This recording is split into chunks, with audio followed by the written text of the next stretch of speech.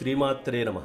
విజయవాడ కనకదుర్గ అమ్మవారి నవరాత్రులలో రెండవ రోజు అమ్మ మనకి గాయత్రీ మాతగా దర్శనమిస్తారు. ప్రపంచంలో ఎక్కువగా వినబడే మంత్రం ఏదంటే అది గాయత్రి మంత్రం. అందుకే గాయత్రీదేవి అంటే వేదమాత అని అందరికీ తెలుసు. కానీ వాస్తవానికి ఆమె కథలో దాగి ఉన్న రహస్యాలు, పురాణాల్లో వచ్చిన అద్భుత గాథలు చాలా మందికి తెలియవు. ఈ రోజు మనం వినేది ఆ గాయత్రి అమ్మవారి అలౌకిక రూపాలు, అన్యలోక శక్తులు, మరువరాని సంఘటనలు. వరాహ పురాణంలో చెప్పబడి ఉంది, ఒకసారి వేత్రాసురుడనే రాక్షసుడు భూమిని భయపెడుతూ ఉంటాడు. అప్పుడు గాయత్రీదేవి ఉగ్రరూపం దాల్చి ప్రత్యక్షమయ్యి యుద్ధరంగంలో వేత్రాసురుణ్ణి సంహరించారు. ఆ రోజు నుంచి గాయత్రీదేవిని కేవలం మంత్రరూపిణిగా కాదు, ధర్మాన్ని రక్షించే యోధురాలిగా ఆమెను పూజించడం మొదలైంది. ఈ కథ చాలా అరుదుగా మాత్రమే వినబడుతుంది. బ్రహ్మపురాణంలో చెప్పబడి ఉన్నది, ఒకసారి బ్రహ్మదేవుడు మహాయజ్ఞం చేస్తూ ఉంటారు. తన సతీమణి అయిన సావిత్రి ఆలస్యంగా రావడంతో యజ్ఞం ఆగిపోతుందనే భయంతో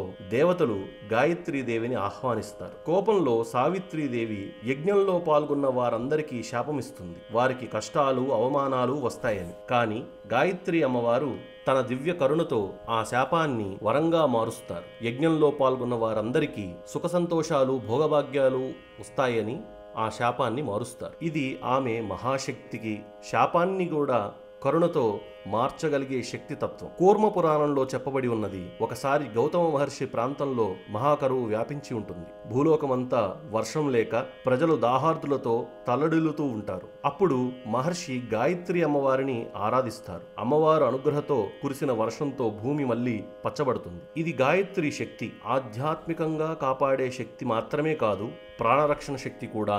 చాంద్య ఉపనిషత్తులో చెప్పబడి ఉంది, గాయత్రి అనేది కేవలం మంత్రం కాదు, సాక్షాత్ చైతన్యమని.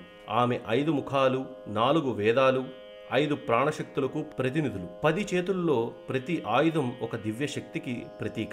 అందుకే గాయత్రి అమ్మవారు సృష్టిని కాపాడే శక్తులన్నిటినీ తనలో ధరించి ఉన్న పరమాత్మ రూపిణి. ఇలా గాయత్రీదేవి వేదమాతగానే కాదు, యోధురాలిగా, దయామయిగా, వరప్రసాదినిగా, సాక్షాత్ చైతన్య రూపం కూడా. ఈరోజు గాయత్రీదేవిని ధ్యానిస్తే మనసు లోకబంధాల నుంచి విముక్తి అవుతుంది అని ఉపనిషత్తులే చెబుతున్నాయి.